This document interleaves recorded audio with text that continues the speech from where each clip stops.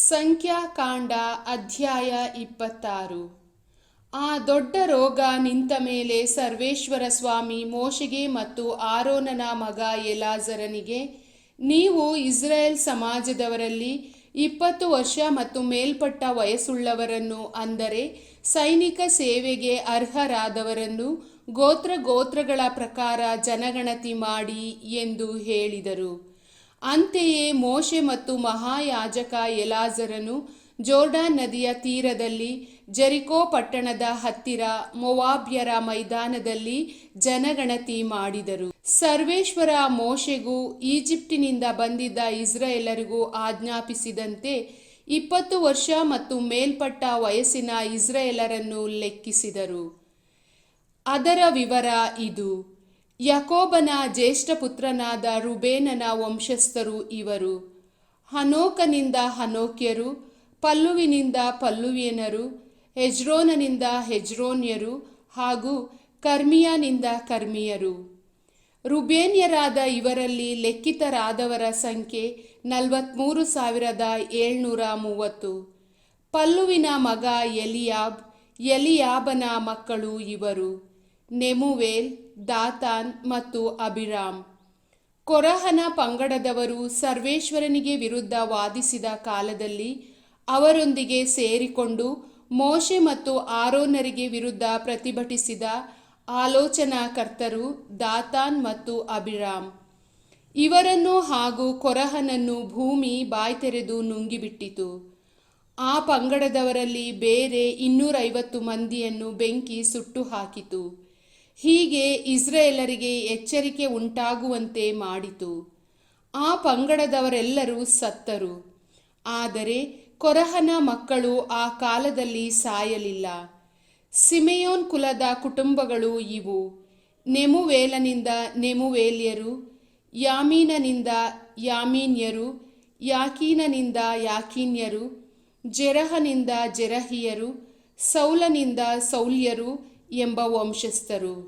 Simeon ಕುಲದವರಾದ ಇವರಲ್ಲಿ ಲೆಕ್ಕಿತರಾದವರ ಸಂಖ್ಯೆ 22,200. ಗಾದ್ ಕುಲದ ಕುಟುಂಬಗಳು ಇವು: ಚೆಪ್ಪೋನನಿಂದ ಚೆಪ್ಪೋನ್ಯರು, ಹಗ್ಗೀಯನಿಂದ ಹಗ್ಗೀಯರು, ಶೂನೀಯನಿಂದ ಶೂನೀಯರು, ಒಜ್ನೀಯನಿಂದ ಒಜ್ನೀಯರು, ಯೆರಿಯನಿಂದ ಯೆರಿಯರು, ಆರೋದನಿಂದ ಆರೋದ್ಯರು, ಅರೇಲಿಯನಿಂದ ಅರೇಲಿಯರು ಎಂಬ ವಂಶಸ್ಥರು. ಗಾದ್ ಕುಲದವರಾದ ಇವರಲ್ಲಿ ಲೆಕ್ಕಿತರಾದವರ ಸಂಖ್ಯೆ 40,500. ಯಹೂದನ ಮಕ್ಕಳಲ್ಲಿ ಏರ್, ಓನಾಮ್ಯರು ಕಾನಾ ನಾಡಿನಲ್ಲಿ ಸತ್ತರು. ಯಹೂದ ಕುಲದಲ್ಲಿ ಉಳಿದ ಕುಟುಂಬಗಳು ಇವು: ಶೆಲಹನಿಂದ ಶೆಲಾನ್ಯರು, ಪೆರೆಚನಿಂದ ಪೆರೆಚ್ಯರು ಹಾಗೂ ಜೆರಹನಿಂದ ಜೆರಹಿಯರು.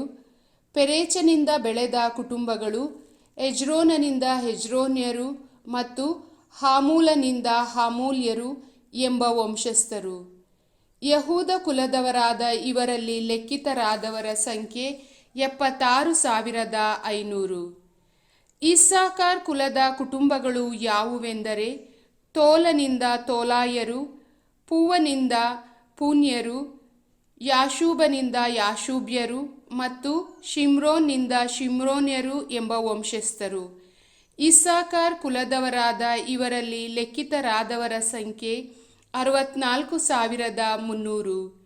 ಜೆಬುಲೋನ್ ಕುಲದ ಕುಟುಂಬಗಳು ಇವು: ಸೆರೆದನಿಂದ ಸೆರೆದ್ಯರು, ಎಲೋನನಿಂದ ಎಲೋನ್ಯರು ಮತ್ತು ಯಹಲೇಲನಿಂದ ಯಹಲೇಲ್ಯರು. ಜೆಬುಲೂನ್ ಕುಲದವರಾದ ಇವರಲ್ಲಿ ಲೆಕ್ಕಿತರಾದವರ ಸಂಖ್ಯೆ 60,500. ಜೋಸೇಫನ ಮಕ್ಕಳು ಮನಸ್ಸೆ ಮತ್ತು ಎಫ್ರಾಯಿಮ್. ಮನಸ್ಸೆ ಕುಲದ ಕುಟುಂಬಗಳು ಯಾವುವೆಂದರೆ: ಮಾಕೀರನಿಂದ ಮಾಕೀರ್ಯರು ಮತ್ತು ಮಾಕೀರನ ಮಗ ಗಿಲ್ಯಾದನಿಂದ ಗಿಲ್ಯಾದ್ಯರು ಎಂಬ ವಂಶಸ್ಥರು. ಗಿಲ್ಯಾದನ ವಂಶಸ್ಥದವರು ಇವರು: ಇಯೆಜೇರನಿಂದ ಇಯೆಜೇರ್ಯರು, ಹೆಲೀಕನಿಂದ ಹೆಲೀಕ್ಯರು, ಅಸ್ರಿಯೇಲನಿಂದ ಅಸ್ರಿಯೇಲರು, ಶೆಕೇಮನಿಂದ ಶೆಕೇಮ್ಯರು, ಶೆಮಿದಾಯನಿಂದ ಶೆಮಿದಾಯರು ಮತ್ತು ಎಫೇರನಿಂದ ಎಫೇರ್ಯರು ಎಂಬ ವಂಶಸ್ಥರು. ಎಫೇಕನ ಮಗ ಚಲ್ಫಹಾದನಿಗೆ ಹೆಣ್ಣು ಮಕ್ಕಳು ಹುಟ್ಟಿದರೇ ಹೊರತು ಗಂಡು ಮಕ್ಕಳು ಹುಟ್ಟಲಿಲ್ಲ. ಅವನ ಹೆಣ್ಣು ಮಕ್ಕಳ ಹೆಸರು ಮಹಲ್ಲಾ, ನೋವಾ, ಹೊಗ್ಲಾ, ಮಿಲ್ಕಾ ಮತ್ತು ತಿರ್ಜಾ. ಮನಸ್ಸೆ ಕುಲದವರಲ್ಲಿ ಲೆಕ್ಕಿತರಾದವರ ಸಂಖ್ಯೆ 52,700. ಎಫ್ರಾಯಿಂ ಕುಲದ ಕುಟುಂಬಗಳು ಇವು: ಶೂತೇಲಹನಿಂದ ಶೂತೇಲ್ಯರು, ಬೆಕೇರನಿಂದ ಬೆಕೇರ್ಯರು, ತಹನನಿಂದ ತಹನೀಯರು, ಶೂತೇಲನ ಮಗ ಎರಾನನಿಂದ ಎರಾನ್ಯರು ಎಂಬ ವಂಶಸ್ಥರು. ಎಫ್ರಾಯಿಂ ಕುಲದವರಾದ ಇವರಲ್ಲಿ ಲೆಕ್ಕಿತರಾದವರ ಸಂಖ್ಯೆ 32,500. ಇದೇ ಜೋಸೆಫ್ ವಂಶದ ಕುಟುಂಬಗಳ ವಿವರ. ಬೆನ್ಯಾಮಿನ್ ಕುಲದ ಕುಟುಂಬಗಳ ಹೆಸರು ಹೀಗಿದೆ: ಬೆಲಗನಿಂದ ಬೆಲಗ್ಯರು, ಅಷ್ಟೇಲನಿಂದ ಅಷ್ಟೇಲ್ಯರು, ಅಹಿರಾಮನಿಂದ ಅಹಿರಾಮ್ಯರು, ಶೂಫಾಮನಿಂದ ಶೂಫಾಮ್ಯರು, ಊಫಾಮನಿಂದ ಊಫಾಮ್ಯರು ಎಂಬ ವಂಶಸ್ಥರು. ಬೆಲಗನಿಗೆ ಆರ್ದ್ ಮತ್ತು ನಾಮಾನ್ ಎಂಬ ಇಬ್ಬರು ಮಕ್ಕಳಿದ್ದರು. ಆದ್ರನಿಂದ ಆದ್ರ್ಯರು ಮತ್ತು ನಾಮಾನನಿಂದ ನಾಮಾನ್ಯರು ಎಂಬ ವಂಶಸ್ಥರಾದರು. ಬೆನ್ಯಾಮಿನ್ ಕುಲದವರಾದ ಇವರಲ್ಲಿ ಲೆಕ್ಕಿತರಾದವರ ಸಂಖ್ಯೆ 45,600. ದಾನ್ ಕುಲದ ಕುಟುಂಬಗಳು ಇವು: ಶೂಹಾಮನಿಂದ ಶೂಹಾಮ್ಯರು ಎಂಬ ವಂಶಸ್ಥರಾದರು. ದಾನ್ ಕುಲದವರಲ್ಲಿ ಲೆಕ್ಕಿತರಾದವರ ಸಂಖ್ಯೆ 64,400. ಅಶೇರ್ ಕುಲದ ಕುಟುಂಬಗಳ ಹೆಸರು ಇವು: ಇಮ್ಮಾಹನಿಂದ ಇಮ್ಹಾಲ್ಯರು, ಇಷ್ಟಿಯನಿಂದ ಇಷ್ಟಿಯರು ಮತ್ತು ಬೆರೀಯನಿಂದ ಬೆರೀಯ ವಂಶಸ್ಥರು.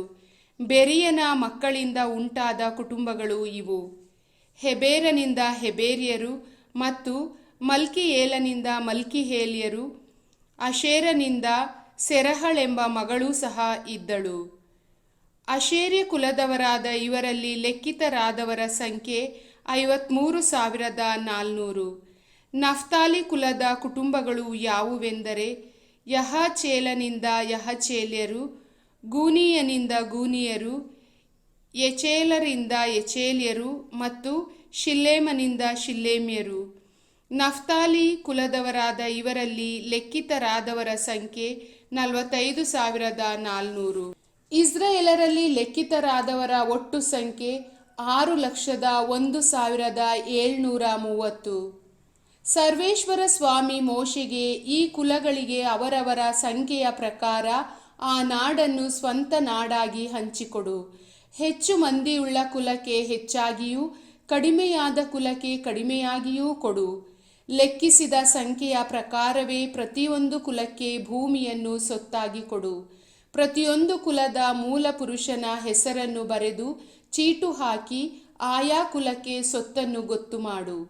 ಹೆಚ್ಚು ಮಂದಿಯುಳ್ಳ ಕುಲಕ್ಕಾಗಲಿ ಕಡಿಮೆ ಮಂದಿಯುಳ್ಳ ಕುಲಕ್ಕಾಗಲಿ ಚೀಟು ಬಂದ ಪ್ರಕಾರವೇ ಸ್ವತ್ತನ್ನು ಗೊತ್ತು ಮಾಡು.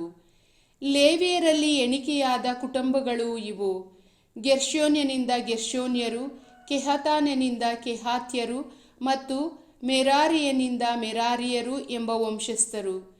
ಲೇವಿ ಕುಲದವರ ಕುಟುಂಬಗಳು ಯಾವುವೆಂದರೆ: ಲಿಬ್ನಿ, ಹೆಬ್ರೋನ್, ಮಹಲಿಯ, ಮೂಷಿಯ ಮತ್ತು ಕೊರಹಿಯ ಎಂಬ ಕುಟುಂಬಗಳು. ಕೆಹಾತನು ಅಮ್ರಾಮನನ್ನು ಪಡೆದನು. ಅಮ್ರಾಮನ ಹೆಂಡತಿ ಈಜಿಪ್ಟ್ ದೇಶದಲ್ಲಿ ಲೇವಿಯಿಂದ ಹುಟ್ಟಿದ ಯಕೋಬೇದ ಎಂಬುವಳು. ಈಕೆಯಲ್ಲಿ ಅಮ್ರಾಮನಿಂದ ಆರೋನ್, ಮೋಶೆ ಮತ್ತು ಅವರ ಅಕ್ಕ ಮಿರ್ಯಾಮಳು ಹುಟ್ಟಿದರು. ಆರೋನನಿಂದ ನಾದಾಬ್, ಅಬಿಹೂ, ಎಲಾಜರ್, ಇತಾಮಾರ್ ಎಂಬುವವರು ಹುಟ್ಟಿದರು. ನಾದಾಬ್ ಮತ್ತು ಅಬಿಹೂ ಎಂಬ ಇಬ್ಬರು ಸರ್ವೇಶ್ವರನ ಸನ್ನಿಧಿಯಲ್ಲಿ ಬಹಿಷ್ಕೃತ ಅಗ್ನಿಯಿಂದ ಧೂಪಾರತಿ ಎತ್ತಿದ್ದರಿಂದ ಸತ್ತು ಹೋದರು. ಬೇರೆ ಇಸ್ರಾಯೇಲರಿಗೆ ಸ್ವತ್ತು ದೊರಕಿದಂತೆ ಲೇವಿಯರಿಗೆ ದೊರಕದೇ ಹೋದುದರಿಂದ ಅವರು ಇಸ್ರಾಯೇಲರ ಸಮೇತ ಎಣಿಕೆ ಆಗಲಿಲ್ಲ. ಲೇವಿಯರಲ್ಲಿ 1 ತಿಂಗಳು ಮತ್ತು ಮೇಲ್ಪಟ್ಟ ವಯಸ್ಸಿನ ಗಂಡಸರನ್ನು ಲೆಕ್ಕ ಹಾಕಿದಾಗ ಅವರ ಸಂಖ್ಯೆ 23,000 ಇತ್ತು. ಜೋರ್ಡಾನ್ ನದಿ ತೀರದಲ್ಲಿ ಜೆರಿಕೋ ಪಟ್ಟಣದ ಹತ್ತಿರವಿದ್ದ ಮೋವಾಬ್ಯರ ಮೈದಾನದಲ್ಲಿ ಮೋಶೆ ಮತ್ತು ಯಾಜಕ ಎಲಾಜರನು ಇಸ್ರಾಯೇಲರ ಜನಗಣತಿ ಮಾಡಿದಾಗ ಇದ್ದ ಜನಸಂಖ್ಯೆ ಇದು: ಮೋಶೆ ಮತ್ತು ಯಾಜಕ ಆರೋನನು ಸೀನಾಯ್ ಮರುಭೂಮಿಯಲ್ಲಿ ಇಸ್ರಾಯೇಲರ ಜನಗಣತಿ ಮಾಡಿದಾಗ ಎಣಿಕೆಯಾದವರಲ್ಲಿ ಒಬ್ಬನಾದರೂ ಇವರಲ್ಲಿರಲಿಲ್ಲ. ಏಕೆಂದರೆ ನಿಶ್ಚಯವಾಗಿ ಅವರು ಮರುಭೂಮಿಯಲ್ಲೇ ಸಾಯುವರೆಂದು ಸರ್ವೇಶ್ವರ ಸ್ವಾಮಿ ಹೇಳಿದ್ದರು. ಆದ್ದರಿಂದ ಯೆಫುನ್ಯನ ಮಗ ಕಾಲೇಬ್ ಮತ್ತು ನೂನನ ಮಗ ಯೆಹೋಶುವ ಇವರಿಬ್ಬರನ್ನು ಬಿಟ್ಟರೆ ಅವರಲ್ಲಿ ಯಾರೂ ಉಳಿಯಲಿಲ್ಲ. ಪ್ರಭುವಿನ ವಾಕ್ಯ.